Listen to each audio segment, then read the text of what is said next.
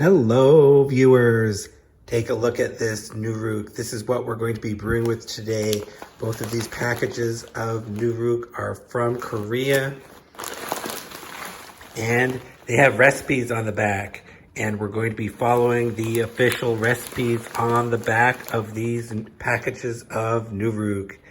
So that's what you're going to be seeing today, brewing with this nuruk, following the official recipes. So let's take a look at this one first. This is Sansong nuruk. Both of these are Sansong nuruk. This, you can tell from the packages, this is the fancier version. This is more expensive. This is the gold version. This one is made with American wheat, and this one is made with Korean wheat. The nuruk itself is, of course, made in Korea. So here's the recipe. I'll show you a clearer photo and translation. This is the recipe we're going to be following. There's a number of interesting things about this recipe. And here's the recipe on the back of this package. First interesting thing is that these recipes are not the same. Even though this is nuruk from the same company, it's for some reason the recipes are different. They do have something in common in that there's a lot of nuruk in this recipe. The ratio of nuruk to rice is very high. In this one, it's 1.6 kilograms of rice for 1 kilogram of nuruk. That would be this entire package. And for this one, it's only 1.2 kilograms of rice for 1 kilogram of nuruk. Again, this entire package just to brew one batch of makgeolli. And so that's very interesting. So I'm going to scale these a bit just so they fit in my jars. And how that works out for this first one made with US wheat, that scaling works out to 370 grams of nuruk, 600 grams of rice, and 1.5 liters of water. And for this one, the scaling works out to 416 grams of nuruk, 500 grams of rice, and 1.67 liters of water. So that's going to work out differently. And another interesting thing, that you only brew this for 4 to 7 days. And it just says 20 to 30 degrees Celsius. So that's a pretty wide range. I assume this is going to ferment very quickly with all that nuruk and also a lot of water as well. So both of these should ferment very quickly, and it'll be interesting to see how they turn out. So much nuruk, and this nuruk is a bit stronger. I know that from earlier brewing experiments. You should watch my earlier videos. When I used the same amount of nuruk as I usually use, I could tell these are relatively stronger than that. So already this nuruk, it has a lot of saccharification power, and we're using more of it. So things are just going to progress faster. More enzymes, more things happening. Okay, so first thing to do, now it doesn't say this, but I know it's a good idea. First thing I'm going to do is to put this nuruk in the sun for some time, for a day in the sun. Is going to help air it out. It's a good idea to do this, especially with this kind of nuruk, which does have a very strong aroma and flavor. Airing it out is a good idea. So let's do that first. Let's measure this out and put it in the sun. So 375 grams of the Sansong nuruk made with US wheat. And that's really a lot of nuruk. I can't believe I'm using this much. Look at this. And for this gold version, the the nuruk made with Korean wheat. I'm going to use 416 grams. Okay, this is so thick for the plate here. I'm going to have to stir this while it's in the sun. This is so much nuruk. Okay, so now the nuruk is getting direct sunlight through the screen here. And I'm going to have to stir this around with my hand occasionally so that every part gets some sun. And also, the sun is pretty low in the sky now, but this is as good as it gets. At least it's a sunny day. We'll see how this works out. I'm going to use this sweet rice today. I need 1.1 kilograms for both brews.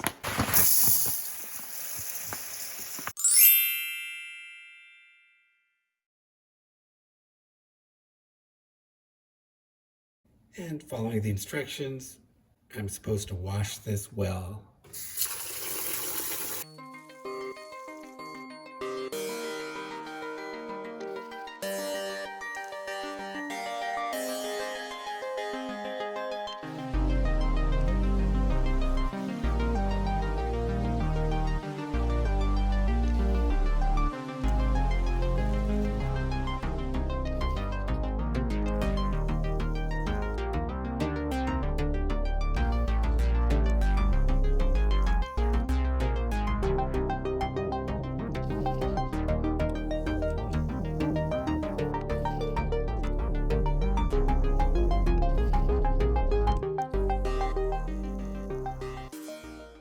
Now I'm supposed to let this soak.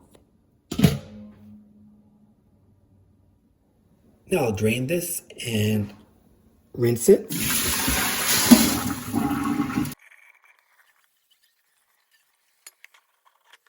And I'll let this drain for 30 minutes.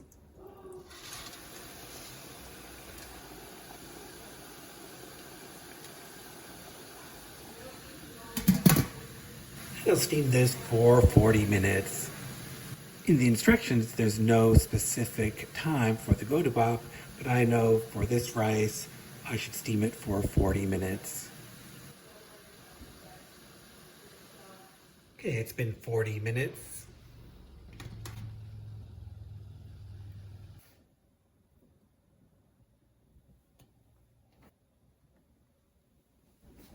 And spread this out to cool to room temperature.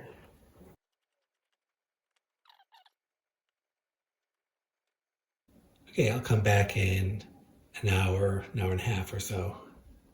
So now I'm going to use the scale here to divide the cooled rice appropriately between the two jars.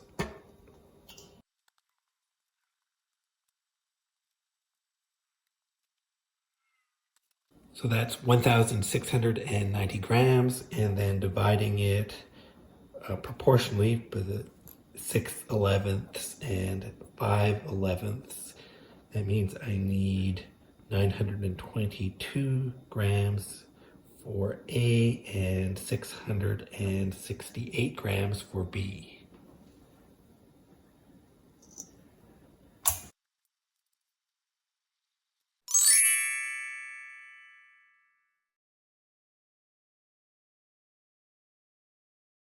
So A is going to be the Sansong US recipe. So that's this nuruk and this amount of rice and 1.5 liters of water.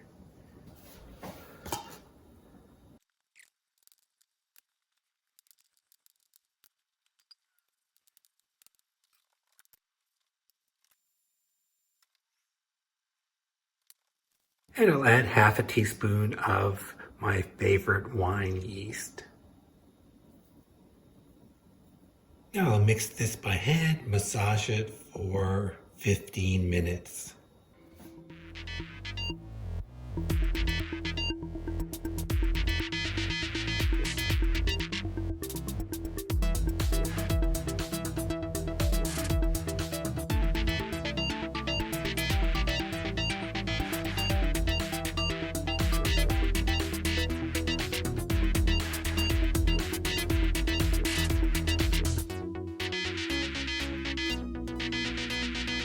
So stirring this, massaging it for 15 minutes, that takes the place of all the stirring we normally do. I know in the last video, we did the massaging and stirring, but in this recipe, in both of these recipes we're doing today, there's no additional stirring after this, just the initial 15 minutes of mixing. That's all you do.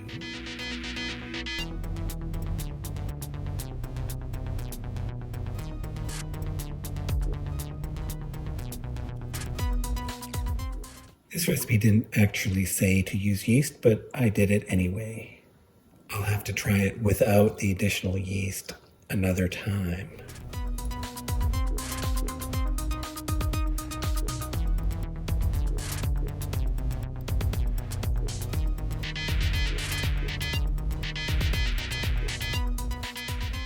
We're going to use these small filter bags to cover the top 2 layers. That should be good.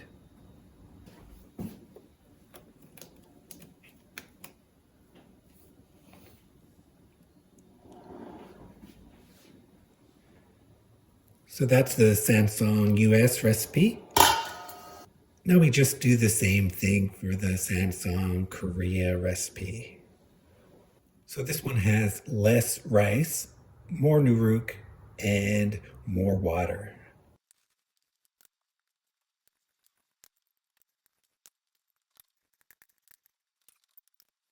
Okay, 1.67 liters of water.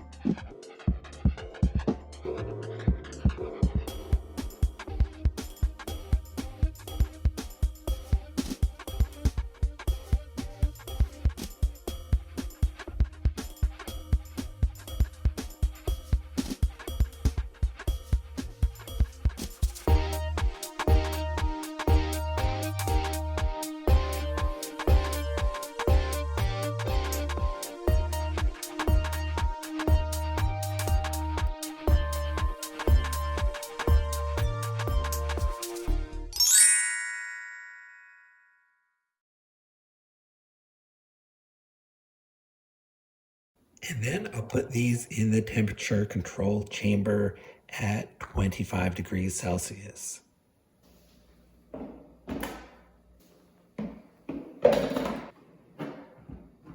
What is the temperature controlled chamber? Well, if you're interested in knowing the answer to that question, watch a video.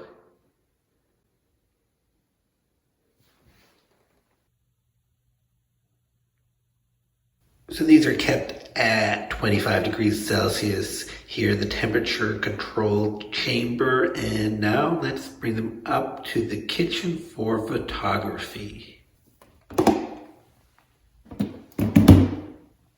So it's day 1 and we're looking at the progress of fermentation so far. You can hear it bubbling. Day 2.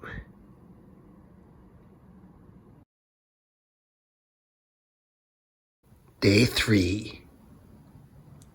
So you can see the liquid layer is in the middle here, and it's on the top on this one, which is the Sansong Korea. The Sansong US smells appley, and Sansong Korea smells more like nuruk. It's day 4. And the bubbles really have diminished. Those were the instructions, at least for one of these. The instructions for when to filter is when the bubbles diminish. And I'm not hearing any bubbles right now. I'm certainly not seeing them. They both look the same today, both A and B.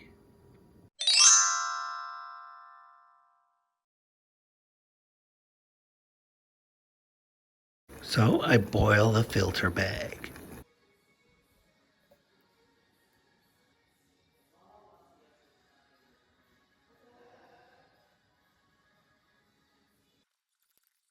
let's stir this so nothing sticks to the bottom, and then I'll dump it into the filter bag all at once.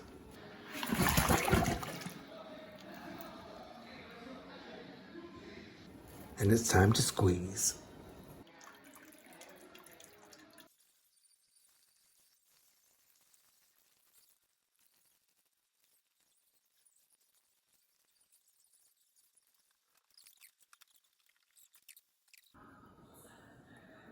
So this is 379 grams of jjigae.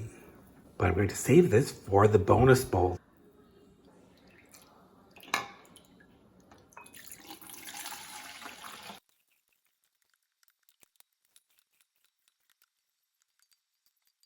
Time to filter this again. First, I'm going to add 300 milliliters of water.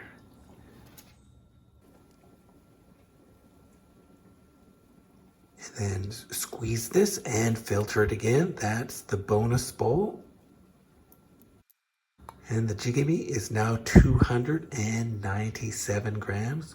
So I've got at least 84 grams more out of this, adding water and filtering it again. I'm going to taste that in a minute.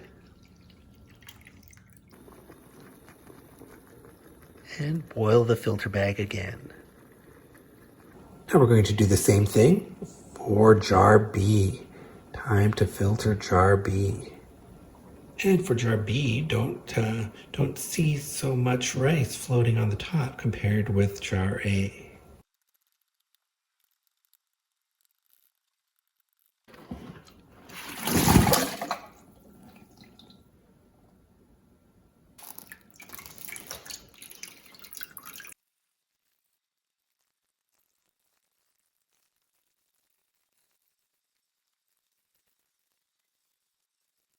This is 382 grams of jjigae, so pretty much the same. Feels pretty dry again. Just a lot of leftover nuruk.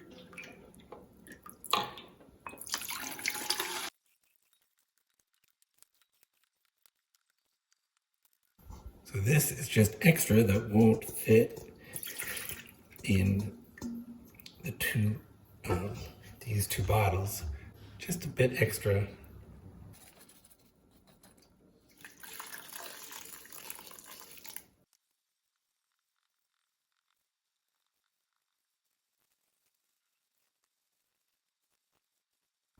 And the remaining jjigae, 297 grams, which is the same as jar A. So here's the jjigae summary.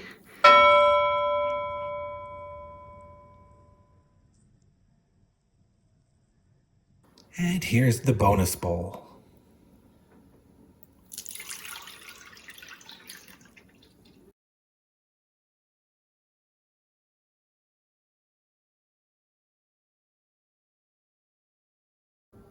Okay, some things to notice here.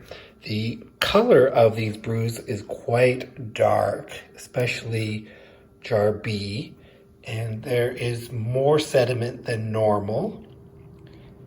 And it is, these do need to be degassed, although it's not super hard, but the yeast is ready to burst up, it seems. You can see there. All right, so let's see how these taste. Okay, first let's see if we can get some cheongju. So this also, there looks to be two layers. There's a more white layer of sediment, and then there's a browner layer. And the liquid is cloudy. And there are still bubbles coming up, but it's not carbonated. This did not carbonate. So let's see if I can pour off without getting too much sediment.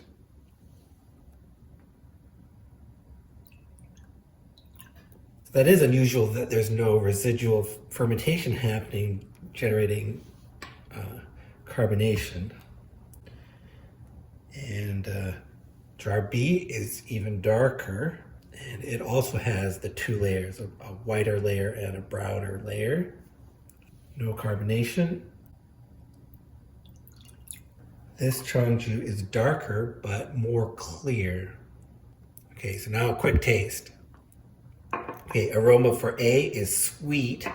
Aroma for B is nuruk. Yeah, more of the funky nuruk smell for B. Taste for A,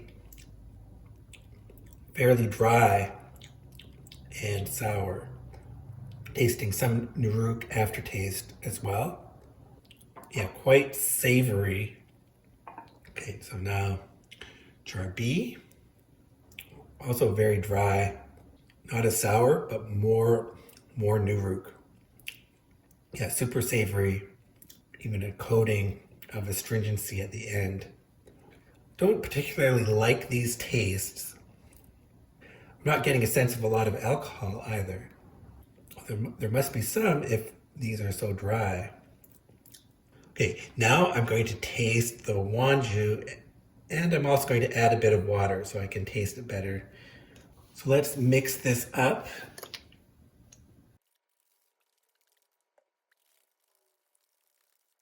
So I really want to get all the sediment from the bottom mixed in. What is this white sediment at the bottom? It does not want to mix up.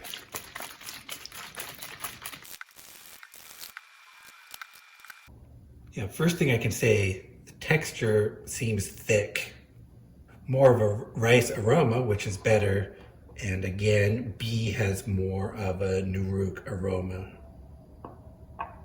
I am going to add water to this.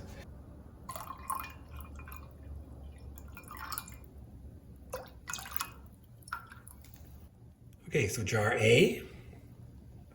So more of a milky taste, but quite dry and thin. Yeah, not much sweetness at all. Pretty austere. Not terrible, but aftertaste, a bit weedy, not so nice. Now jar B, a lot more nuruk flavor. Not the kind of flavor I really enjoy. It does taste like makgeolli, but maybe a more old-fashioned, austere, wheaty makgeolli. Not the kind of taste of the brews I normally make. It's not that tart. There's very little tartness in either of these actually when I taste them. There's not a lot of sweetness. It's just very dry and plain. Okay, so that's what you get when you follow the recipes on the nuruk package. They want you to use a lot of nuruk, but this brew, I don't like the flavor very much. I don't recommend you follow these recipes. They're just not, the nuruk is good. It could produce, the brews I did earlier were better.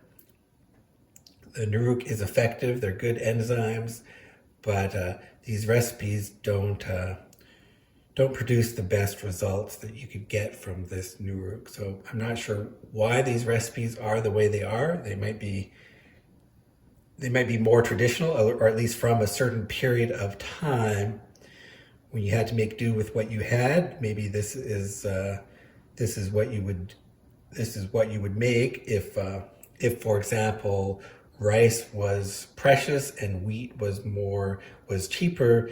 Then you wouldn't care if you used a lot of nuruk for the amount of rice. So maybe you would come up with a recipe like this. But nowadays, or at least from my perspective, the nuruk is more precious than rice. So I want to use a small amount of nuruk and a larger amount of rice. And those are the brews that I enjoy. They have more sweetness and tartness in them, just more flavor. These are just so dry and plain tasting. Yeah, so this is definitely an acquired taste. This didn't make the best use of of the nuruk, I think. So that's my thoughts on this.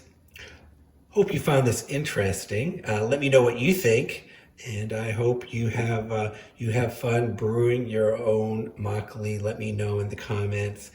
Thank you for watching.